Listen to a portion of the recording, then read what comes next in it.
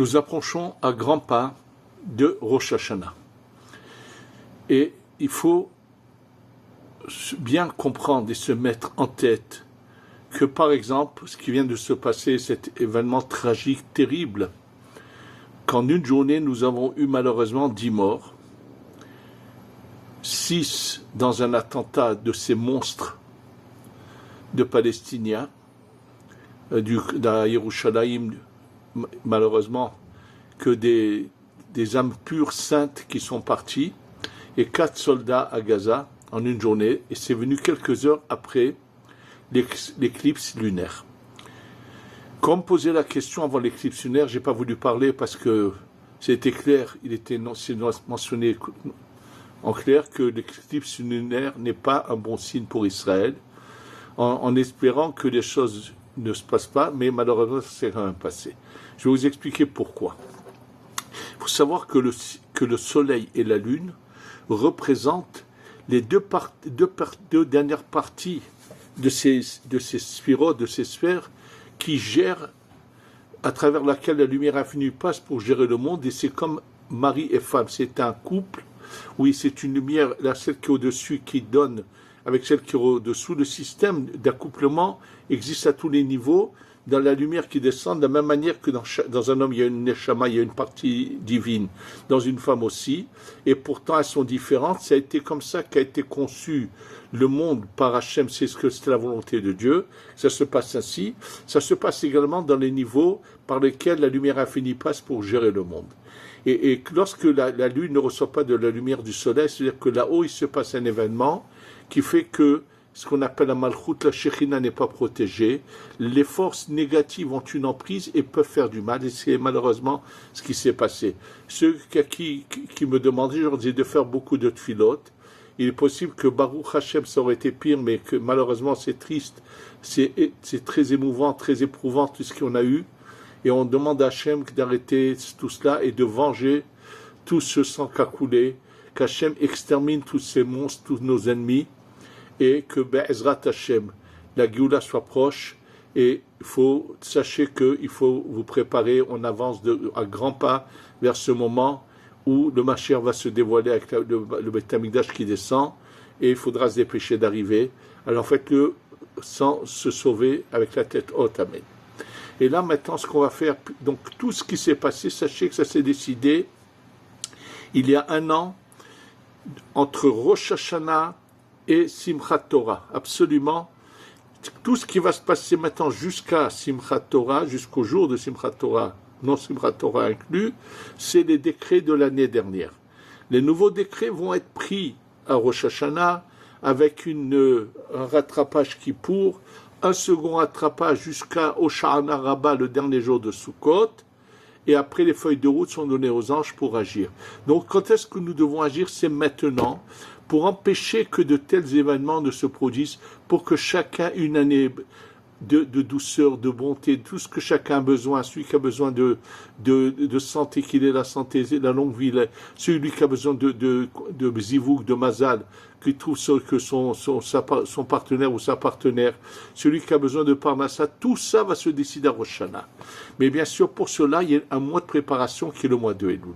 Et cette paracha que nous allons lire, qui commence par les mots Atem Nitzavim Hayom, vous êtes là présent aujourd'hui, mais Nitzav c'est quelqu'un qui se tient debout, ça veut dire Hachem veut qu'on se présente à lui avec la tête haute et non pas la tête basse. Comment on fait pour arriver à cela? La tête haute et pas la tête basse. On va, pour le comprendre, on va par cette occasion expliquer ce terme qui est connu, qui vient du Zohar, qu'on appelle les Ushpizin, les invités. C'est en araméen. Les Ushpizin, c'est les invités. De quoi il s'agit? On va rentrer dans la Souka, et le premier soir de Sukkot, on va inviter en relief Abraham, accompagné de Yitzhak, Yaakov, Moshe, Aaron, Yosef, David. Le deuxième soir, ça va être en relief Yitzhak accompagné des autres. Troisième soir, Yaakov, pendant 7 jours. Question toute simple. Avraham, Yitzhak, Yaakov, Moshe, Aaron, Yosef, David, c'est 7 Ushpizin. Ils sont au Gan Eden. Qu'est-ce que cela veut dire que je les invite dans ma soukha et chacun? Qu'est-ce qu'ils ont besoin de faire le tour des soukhot de tout le Ham Israël? Que signifie cette invitation? Ils vont aller partout? Qu'est-ce que cela veut dire? Il faut pas faire les choses comme des automates sans les comprendre. Et ensuite, on achète ce cœur de palmier qu'on appelle le loulav, auquel on va mettre ces 3 branches de myrte qu'on appelle la hadassim, et les deux branches de sol pleureur, plus le hétrog, le cédra, et on va faire des mouvements. Mais qu'est-ce que c'est? Et avec une précision, je vous expliquer comment il faut les faire, parce que malheureusement, beaucoup ne font pas les mouvements de la manière que l'Arizal nous enseigne de les faire, qui contredit en rien la halakha, puisque la halakha n'est pas claire et précise là-dessus. Donc, qu'est-ce que tout ça signifie? Alors, pour comprendre cela, je vais tout simplement vous rappeler ce qui est marqué dans la Masechet Sota. La Gemara dans Sota, quand elle parle de l'enterrement de Yaakov, elle raconte l'événement qui s'est passé. En fait, nous savons qu'à Hebron, le caveau des patriarches, Maharat à Marpella, se trouvent 4 couples. Il y a Adam et Chava, absolument, qui sont enterrés là-bas. Et lorsque Hachem a fait qu'Abraham découvre cette caverne dans laquelle se trouvaient Adam et Chava, et quand il a vu que dans cette caverne se trouve Adam et Chava, il a vu la lumière, il a compris que c'était là que lui aussi, puisque lui, Abraham et Sarah, Yitzhak et Rivka, Yaakov avec Léa et Rachel, sont la réincarnation de Adam et Chava, sont venus réparer Adam et Chava. Donc, sont enterrés Adam et Chava, ensuite Avraham et Sarah, Yitzhak et Rivka, et lorsque Léa est décédée par Rachel, elle est décédée avant, et elle a été enterrée en chemin à Bethléem, ici à côté de Yerushalayim, c'est le lieu de la tombe de Rachel, une raison à cela. Par contre, Léa, elle a été enterrée dans le caveau des patriarches à Maharat Marpella, avant que décède Yaakov. Et lorsque Yaakov est décédé en Égypte, lorsque ses enfants l'emmènent en Eretz Israël pour l'enterrer, voilà que Esav arrive et il dit non, ça c'est ma place. Il lui dit quoi? Mais bien sûr, il leur dit, il y avait 2 places qui restaient, une pour moi et une pour Yaakov. Yaakov a mis son épouse, la place qui reste c'est à moi. Ils lui ont dit d'abord, c'est faux, mais deuxièmement, notre père, sachant qui tu es et comment tu agis, avait prévu cela et il t'a donné un amoncellement d'or il t'a racheté cette place pour pas que tu aies à redire quoi que ce soit. Et c'était vrai, il y avait un acte écrit, mais il se trouvait en Égypte. Alors il leur a dit non, j'ai jamais eu d'acte. Ils l'ont dit si, alors montrez-le. Il a tout fait pour les embêter. Ils étaient en train de discuter qui va aller en Égypte en vitesse. Il y avait Naphtali. Naphtali, c'était pas quelque chose de naturel. Quand il courait, il touchait le bout des épis. Ça veut dire que c'est quelque chose de tout à fait surnaturel qu'il y avait dans les 12 tribus. Naphtali est appelé Ayala Shelucha. Il est comme... Bon, en tous les cas, lui, ils étaient en train de discuter. Pendant qu'il y avait cette discussion, il n'y avait pas été présent pas seulement les enfants de Yaakov, mais même les petits-enfants. Parmi eux, il y avait Hushim, le fils de Dan, qui lui était sourd. Il voyait qu'on faisait traîner l'enterrement. Il a demandé, on lui a expliqué que Esav ne laisse pas qu'on enterre Yaakov. Il n'a pas hésité. En un instant, il est venu, il a coupé la tête de Esav. Elle est tombée, effectivement, la tête est tombée dans l'endroit où sont enterrés Adam et Chava, Avraham, Sarah, Yitzhak, Rivka, Léa et finalement Yaakov. Et après, ils ont pris son corps, ils sont allés l'enterrer quelque part. Question toute simple. Il n'y a rien d'état hasard. Pourquoi la tête de Esav a-t-elle été enterrée dans le caveau des patriarches et son corps ailleurs? Parce que tout simplement, Esav est l'exemple formel du contraire de ce que veut Hachem de nous, de ce que Dieu attend de nous. C'est marqué dans le Sefer Devarim. Veyadata hayom vashevota el levavecha. Tu sauras et tu feras descendre ça à ton cœur. Alors je vais expliquer. Nous avons dans la tête Chochma Bina Da'at. Le Da'at est celui qui donne les ordres aux organes d'agir. Et donc, comment on appelle ça? Il faut que ça descende du Da'at vers le cœur. C'est-à-dire que il ne faut pas seulement avoir de bonnes pensées, mais il faut mettre tout en pratique, ne pas être comme Esav. Esav avait eu l'enseignement de son père, bien sûr qu'il a reçu un enseignement, il pouvait même discuter avec son père dans des problèmes de halakha qu'il avait reçus, mais dans la pratique, il ne mettait rien en pratique. Et malheureusement, ça c'est la pire des calamités, Hachem ne veut pas de Esav, il faut le savoir. Et juste il n'y a pas longtemps, j'ai eu un cas qui m'a été soumis de France, un monsieur de la cinquantaine déjà, au moins, qui, on m'a dit qu'en plus les gens le questionnent des fois dans des problèmes de halakha, de Torah. Et ce voyou n'a pas eu honte d'envoyer un message à son fils de 28 ans, et on m'a envoyé le message, donc je l'ai entendu de la bouche de cette personne, qui, je me doutais quand sa femme, on s'est adressé à moi par rapport à la famille de sa femme, je lui avais dit, madame, ce monsieur est en train de vous tromper.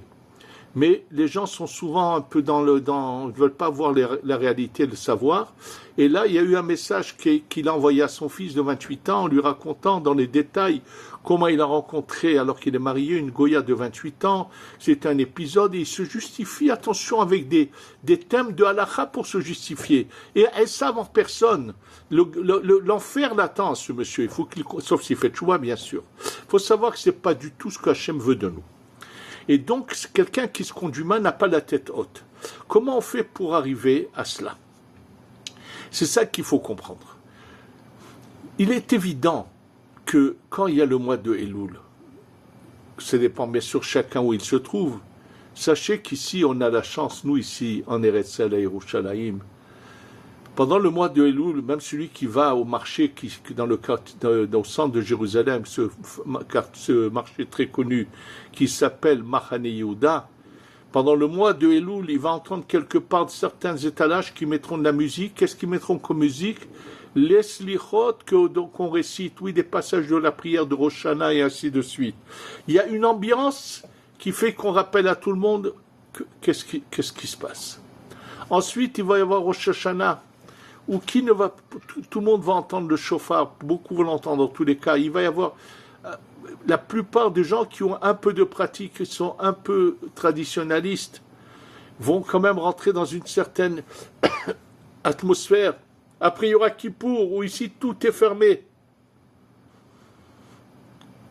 C'est évident qu'il y a des gens qui vont prendre des décisions, vont regretter. Ils vont regretter, oui, de regret, mais attention, il y a un problème. Il ne suffit pas seulement de regretter. C'est mentionné par combien d'auteurs dans leurs livres ont mentionné une phrase. Rechaim meleim harata.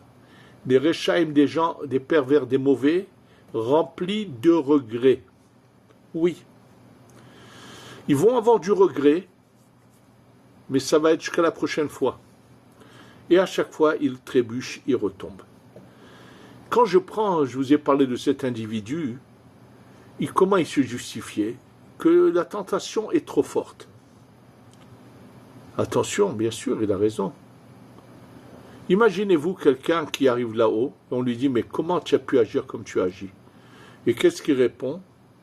Hachem, quand on est au bord de la plage, et que toutes les femmes sont nues, on ne peut pas tenir. Ils lui diront, oui, c'est vrai, mais qui t'a dit d'aller à cet endroit où tu ne pourras pas surmonter l'épreuve? Tu dois éviter, ça c'est une chose. Mais à part éviter, il y a encore un autre moyen de faire en sorte que nos organes suivent nos pensées. Ce lien entre le da'at et le corps, oui, c'est de sanctifier nos organes. Il y a eu une histoire ici à Yerushalayim, à l'époque du Rav Sonnenfeld, Zecher Tzedek Shebracha, qui devait écrire une fois quelque chose, et sa main ne voulait pas agir, et finalement il s'est avéré que pourquoi? sa main ne voulait pas agir. Sachez que chez chacun de nous, ça peut se passer. On peut faire en sorte que nos organes n'arriveront pas à faire des choses qu'il ne faut pas faire. Alors comment on fait ça? C'est ce qu'on va maintenant justement comprendre et expliquer. À Rosh Hashanah, comme je l'ai dit, on est en jugement. Donc les gens pensent à Kippour encore plus. Grand nombre de gens décident de demander pardon et de vouloir changer. Il y en aura beaucoup qui vont avoir du regret, surtout ceux qui auront mal agi, comme j'en connais, qui pour leur plaisir d'un instant n'ont pas hésité à jeter une femme et des enfants que pour pouvoir donner libre cours à leur vice pourri, qui est une horreur comme des chiens. C'est sûr que le jour de Kippour, ils auront du remords. Mais qu'est-ce qui va se passer? Est-ce qu'après Kippour, ils vont changer? Alors, Hachem, c'est que comment on peut montrer de l'amour à Kadosh Baruch Hu? Seulement si on agit. Penser de belles pensées, ça ne suffit pas, il faut agir. Les pensées, c'est Rosh Hashanah et Kippour. Sukkot, c'est la tchouva par amour, c'est agir. Comment on va agir? Alors on va nous donner le moyen de nous sanctifier le corps en entier. D'abord, avant tout, il y a la mitzvah de la soukha. La soukha est une lumière intense qui nous entoure. Ça veut dire que celui qui va passer son temps à rester au maximum dans la soukha, pas seulement prendre ses repas, étudier dans la soukha, et bien sûr tous ceux qui en ont la possibilité, qui n'ont pas de problème de santé, doivent dormir également dans la soukha. C'est le Shulchan Aruch. Je ne fais que répéter les mots du Shulchan Aruch qui viennent de la Gemara, qu'il y a une obligation minatora pour tous ceux qui peuvent de dormir également dans la soukha. Absolument. Donc tous ceux qui pourront passer le maximum de temps dans la soukha vont déjà recevoir cette lumière d'une manière extérieure. Donc, il y a autre chose qui va se passer, c'est justement ce mouvement avec le loulav, le hétrog, avec cette espèce avec laquelle nous voulons faire des mouvements. Alors d'abord je vais vous expliquer qu'est-ce qu'on doit faire. Il y a le loulav, donc c'est le cœur du palmier, auquel sont attachées 3 branches de hadas. Le hadas, il monte par 3 feuilles. Il faut que ce soit un hadas qui ait que 3 feuilles, 3 feuilles, 3 feuilles. S'il n'en a que 2, il n'est pas caché. Il faut que ce hadas ait des 3 feuilles, ça va par 3, 3, 3. Il y a 3 branches de hadas, pas plus que 3 branches. Oui, bien que vous verrez dans certains rabbanim, surtout dans le monde chassidique, qui en mettent beaucoup plus, ou chez les thémanim. Je peux vous dire une chose, qu'il y a quelques années, venait étudier ici le rabbi de Monstrich, c'est Rav Gedalia Rabinovitch, et lorsqu'il a étudié les paroles du Harizal, où c'était clair qu'il fallait prendre 3 branches uniquement, où chaque branche doit avoir des 3 feuilles, il s'est rendu compte que finalement, en Europe, il y a eu une fausse interprétation, et que c'est pour laquelle que grand nombre d'admourim de rabbanim sont mis à mettre 9 branches dans leur loulav. En tout cas, nous n'en met que 3, et c'est comme ça que c'est marqué, et c'est comme ça qu'il faut faire. Et 2 branches de sol pleureur. Plus le hétrog. Sachez que, comme l'explique le Harizal, nous avons un corps qui est composé de ces 7 parties-là. À droite, c'est le chesed, à gauche, c'est la gvura, au centre, c'est le tiferet. Chesed, gvura, tiferet, qui correspondent à Avraham, Yitzhak et Yaakov. Ça, c'est représenté par ces branches qu'on appelle le hadas, je crois que c'est la myrte, avec des 3 feuilles. Chacun de 3, parce qu'on a, Avraham est inclus de Yitzhak et de Yaakov, Yitzhak est inclus d'Avraham et Yaakov est inclus des 2 autres, donc on a ces 3 branches. Les 2 branches de sol pleureur représentent les 2 jambes. Le loulav, lui, représente la dernière sphira qu'on appelle le Yesod, le bride qui est chez un homme. C'est pour ça que selon la Kabbalah, c'est uniquement les hommes qui vont faire ces mouvements du loulav et non pas les femmes. Absolument. C'est noir, c'est clair dans le Harizal que ça ne concerne pas les femmes. On va expliquer comment les femmes reçoivent cette lumière. Et qu'est-ce qui va se passer? Le hétrog est cette partie inférieure de la Mila, du Brit Mila qu'on appelle la Atara, la couronne, est représentée par le hétrog. En fait, ce qu'on va faire, c'est la chose suivante. Regardez la différence fondamentale qu'il y a entre l'homme et l'animal. Quand un bébé naît, il ne peut pas se mettre debout, il ne peut pas attraper son biberon. Il lui faut du temps jusqu'à ce que ses membres arrivent à se mouvoir, sauf s'il est paralysé, mais ça veut dire que s'il y a une paralysie, c'est que la lumière du dard ne descend pas dans les organes, mais il va falloir du temps jusqu'à qu'il puisse se tenir debout, marcher, attraper les objets, et ainsi de suite. Les avdil, chez l'animal, c'est pas du tout comme ça. L'animal, dès qu'il naît, un moment après, il se met debout. La différence, c'est qu'il va prendre plus de poids, mais il a tout reçu. Alors, il faut savoir que ce qui se passe chez l'homme, dans la neshama qui rentre en lui, dans cette partie de lumière infinie qu'on appelle le Or Ein Sof, la lumière, la partie divine qui rentre, il y a deux forces en elle. Celle qui donne la vie et celle qui fait mouvoir les membres. Et on les appelle avec des terminologies différentes. Celle qui donne la vie s'appelle les mochines, et ce qui fait mouvoir les organes s'appelle les chassadim. Oui, et les chassadim, bien sûr, leur source est le da'at. Alors, vous sachez que à Sukkot, c'est ces quatre catégories de choses qui poussent que nous prenons dans la main. On va faire la bracha. La bracha, c'est anetil. Au moment où on va prendre le lulav en faisant la bracha, on va le prendre dans la main, que le tenir, on aura accompli la mitzvah minatora. À ce moment-là, de notre da'at se répand en nous, dans nos organes, une lumière de chassadim. Mais, qu'est-ce qu'on va faire ensuite? On va aller faire venir un supplément, on va faire venir de la chokhma, du bina, de la da'at dans nos organes. Ce qu'on a dans la tête va venir également, on va sanctifier nos organes. Comment? On va prendre ce bouquet-là, il faut qu'il touche la poitrine, on va monter vers le haut en pensant aller chercher de la lumière là-haut, oui, et lorsqu'on va monter et on redescend le lulav, quand on le redescend, il faut qu'il touche la poitrine. Il faut que ça touche ici, c'est noir sur blanc dans les écrits du Harizal, ça doit toucher cette partie-là. Et on le fait 3 fois. Pourquoi? Première fois, on va faire descendre du da'at dans nos organes. Deuxième fois, on va faire descendre de la bina dans nos organes. Troisième fois, de la chokhma. Oui, c'est dans l'ordre du bas vers le haut. Da'at, bina, chokhma, c'est 3 fois. D'abord, on va commencer au sud, c'est le chesed. Ensuite, on va aller à droite, c'est la gvura. Ensuite, on va aller à l'est, c'est la tiferet. Et on va faire haut et bas, qui correspondent aux 2 jambes, mais qui ne sont pas une à côté de l'autre, mais au-dessus de l'autre, puisque les 2 lèvres sont appelées également Netzar Ve'od. Je vais vous expliquer. Alors, le mouvement, c'est comme ça.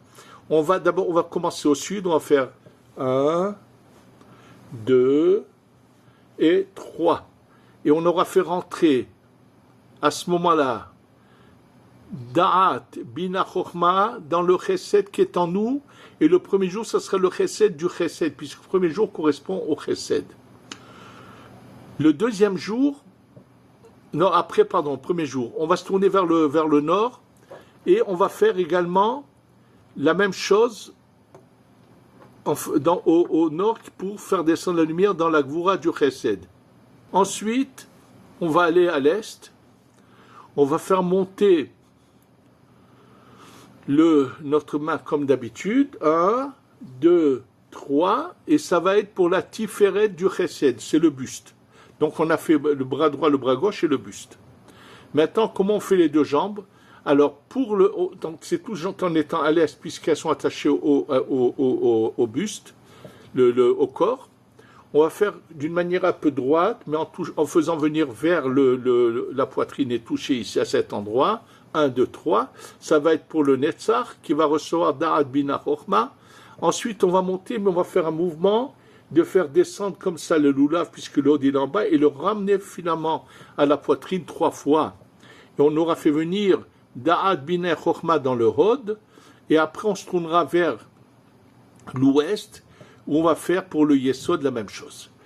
Donc, par ces mouvements-là que nous faisons à Sukkot, sachez qu'on fait descendre de la lumière dans nos organes. Donc il faut comprendre ce qu'on fait et le faire bien sûr de manière exacte, pour de faire monter, descendre et toucher la poitrine, comme c'est mentionné dans le Harizal, dans le Sha'ar HaKavanot. Il répète plusieurs fois avec Tagia, il faut tout que ça touche ici, absolument, et pas dans l'air comme les gens le font n'importe comment, et connaître l'ordre des choses, c'est comme ça. Pendant 7 jours, on va faire ça. Le premier jour, ça sera tous les 7 du Chesed. Le deuxième jour, les 7 de la Gvura. Le troisième jour, les 7 de la Tiferet. Le quatrième jour, le 7 et les 7 du Netzar. Le cinquième jour, les 7 du Hod. Sixième jour, les 7 du Yesod. Le septième jour, les 7 de la Malchut. Ça veut dire qu'on va faire pendant vraiment, si on le fait, on va se remplir de lumière. Et en plus de cela, maintenant on va comprendre que ça veut dire l'histoire des Ushpizin. Qu'est-ce que ça veut dire qu'on invite? En plus, c'est quand on va venir dans la soukha. Qui a été la perfection la plus totale du Chesed? C'est Abraham. Qui a été la perfection de la Gvura? C'est Yitzhak, c'est de la retenue de ne jamais faire de faute. Qui a eu la conduite la plus équilibrée, sans aucun extrémisme ni d'un côté ni de l'autre? C'est Yaakov. Qui a su toujours combattre. Netzar, c'est gagner le combat. Qui a su toujours gagner le combat? C'est Moshe Rabbeinu, le Netzar. Qui a su toujours louer Hachem de toutes les louanges? C'est Aharon à Cohen. Qui a su surmonter l'épreuve de l'adultère? C'est Yosef, le Yesod. Le 6e jour de Sukkot, je crois qu'il y en aurait beaucoup qui auraient besoin de prendre du temps à faire ces mouvements pour se purifier et qu'ils arrêtent d'avoir une conduite inadmissible d'animaux qui sont constamment dans les vices et qui se conduisent absolument comme des chiens qui vont dans la rue, qui voient une chienne, ils lui courent après. Absolument. C'est contraire à la Torah et il faut qu'il sache que celui qui a cette conduite-là, il faut pas qu'il pense qu'il peut faire ce qu'il veut toute la vie. Un jour, ça lui coûtera très cher. Et il y en a qui ont passé cette expérience et qui ont pu le raconter. J'ai eu un cas que m'a raconté un jour un chauffeur de taxi qui l'a entendu de la personne elle-même, qui faisait n'importe quoi, qui avait touché à des femmes mariées, à tout ce que vous voulez. Il a eu un jour un accident terrible, il est monté là-haut, et il a vu, et il a demandé à réparer, on l'a ramené dans ce monde, mais il était devenu un homme impuissant, puisque son organe avait été touché, et il a fait une teshuva sans pareil. Mais pourquoi arriver à cela? On peut vivre de manière équilibrée, sans privation, mais comme la Torah le désire. Absolument. Donc, il y a ça que l'on fait, et on demande de l'aide. Maintenant, on va demander à Abraham, toi, tu es la perfection du Chesed, aide-nous à parfaire notre Chesed. Deuxième soir, on va demander à Yitzhak de nous aider.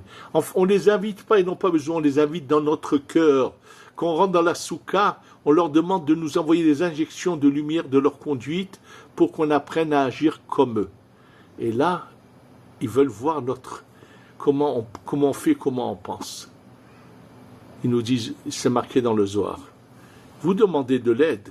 Bien sûr qu'on veut la donner à nos descendants. Mais est-ce que vous pensez à aider les autres? C'est marqué que celui qui ne donne pas la part des Ushpizin aux nécessiteux, il quitte la soukha de cette personne en disant des paroles que je ne veux pas répéter tellement elles sont dures, qui seraient comme des malédictions que Dieu préserve. Donc, une chose très importante. Avant Sukkot, prélevez l'équivalent de 15 repas et dites c'est la part des Ushpizin. Et donc, ça c'est, voilà comment on est aidé par ces mitzvot-là à parfaire, à ce que nos organes ne soient plus attirés vers le mal. Mais bien sûr, tout ça, ce serait bon si après, on sait préserver nos yeux, nos oreilles, notre bouche, ne pas regarder ce qu'il ne faut pas regarder, parce que toute cette accumulation de lumière sainte rentrée en nous, avec celui qui ira voir ce qu'il ne faut pas voir, non seulement qui fera partir de lui cette sainteté, mais fera rentrer en lui le mal à Sitra Achara, et bien sûr qu'après il va trébucher, et il n'arrivera jamais à surmonter. Et des fois même si c'est pas en dehors de la maison, même dans l'application à la lettre des lois de pureté de famille, il faut faire très attention. Nanida, c'est quelque chose qu'il faut respecter à la lettre. Je vais vous raconter un fait qui s'est passé chez moi dans le bureau. Il y a 4 ans de cela, je pense, à peu près. Est venu me voir un jeune couple, très religieux. Je ne vais pas donner trop de détails, à quel moment ils s'étaient attachés, c'est pas important.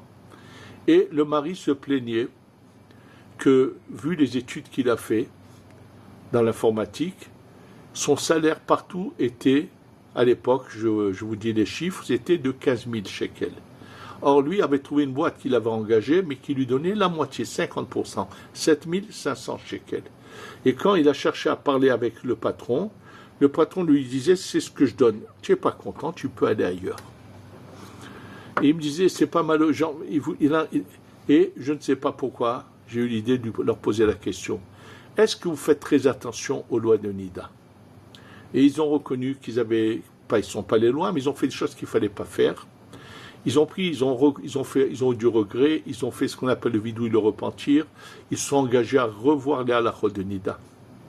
15 jours après, il a trouvé une place avec un salaire complet, absolument. La bracha peut être empêchée par juste la Nida seulement. Et à plus forte raison, les choses pires que cela. Donc, on est là en train de vouloir mettre en pratique nos engagements qui se sont passés à Rosh Hashanah et Kippour, pour ensuite continuer à mettre ça en pratique toute l'année. Il faut que d'année en année on avance, il va venir le Mashiach bientôt, on est la tête haute, et pas il aura à nous dire « Ah oui, mais pourquoi tu as fait ça? Tu m'attendais, mais tu vois ce que tu as fait, regarde et regarde et regarde. » Comme j'en connais un, qu'attention, avec une tenue très spéciale, je ne vais pas donner trop de détails, et soi-disant appartenant, c'est honteux, il déshonore son rabbi avec cette manière d'agir. Il est tellement un fou du foot que lorsqu'il y avait un match de foot Shabbat, il a rangé sa télé avec une minuterie pour pouvoir regarder le foot. C'est ça Shabbat? Avec quelle face il pourrait aller après chez son rave, le voir, qui n'est plus de ce monde bien sûr, mais s'il avait été possible, c'est ça c'est Hachem attend de toi, c'est comme ça que tu honores le Shabbat. Arrêtez de vous leurrer. Combien font ce qu'ils veulent et se trouvent des réponses, des excuses. Mais ça ne tiendra pas la route devant le Mashiach ou devant Hachem, il faut le savoir. Et après, quand il y a des coups qui arrivent ou des choses terribles, c'est trop tard. Alors réfléchissons à tout cela. Maintenant, on va voir encore un autre aspect de Sukkot, d'amour vis-à-vis d'Hachem. Quand on va, après qu'on a fait le Hallel et on aura fait ces mouvements du Lulav, on va tourner autour de la Teva au Bet Knesset avec le Lulav dans la main. Et là aussi, on va faire venir une lumière intense sur nous. Et là, on va faire une prière.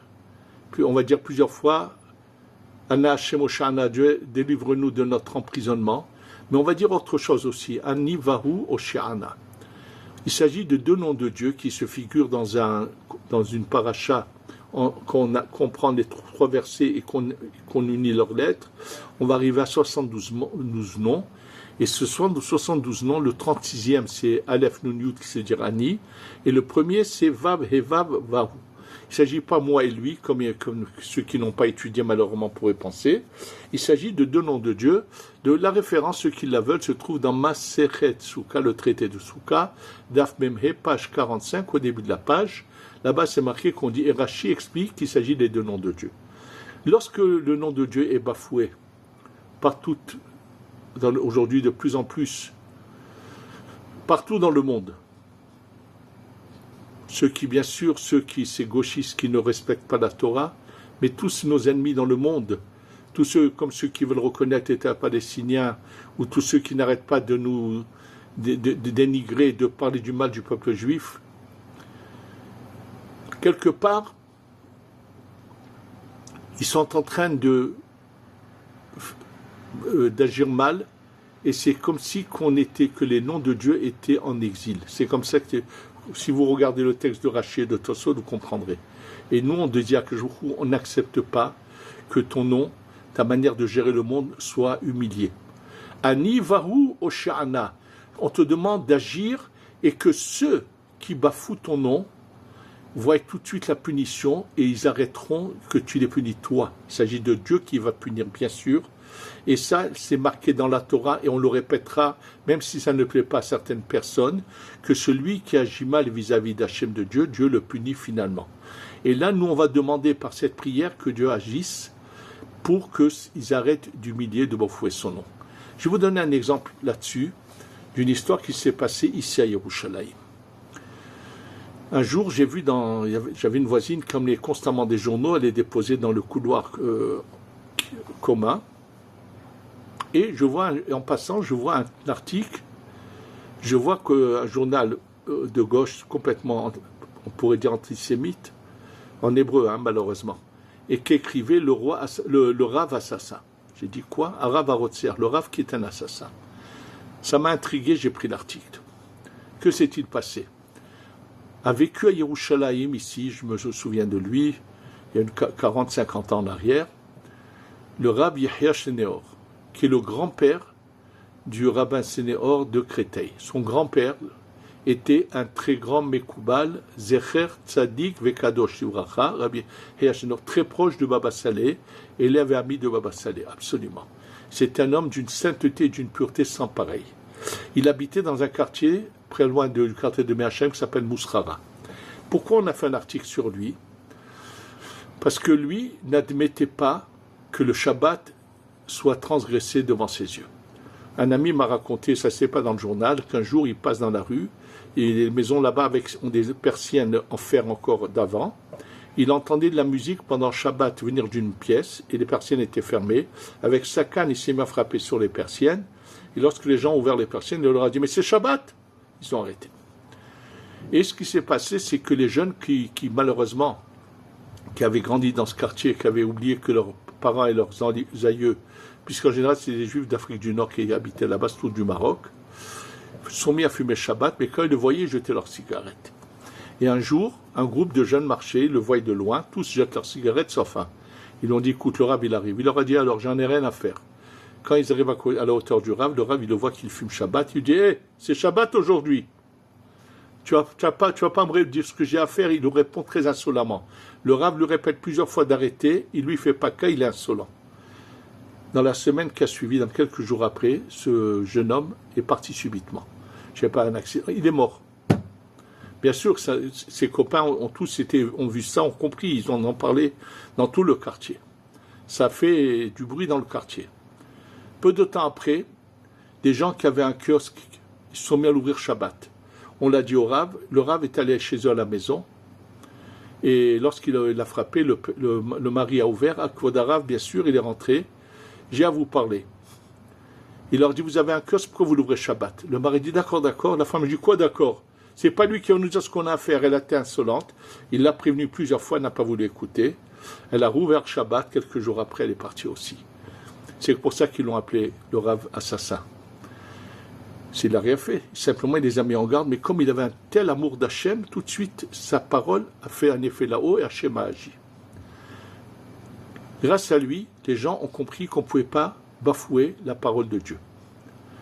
Quand on dit Aniva ou Oshana, c'est ce qu'on a pensé, que plus personne ne pourra bafouer la parole d'Hachem. Face à Hachem qui nous délivre très vite, qu'on est la Goula Shlema Bekarov Amen, avec la venue du Mashiach incessant. Et Be'ezrat Hachem, on va, dans un des cours qui va venir, on va voir comment on va réparer ce Simchat Torah d'il y a 3 ans qui était une catastrophe qui a donné la suite à cette guerre. Comment on va le réparer? Be'ezrat Hashem, mais entre-temps que la Goula, le Mashiach arrive tout de suite, qu'on ait la Goula Shlema Shtavo Bimera Be'amenu, Amen, Ve Amen.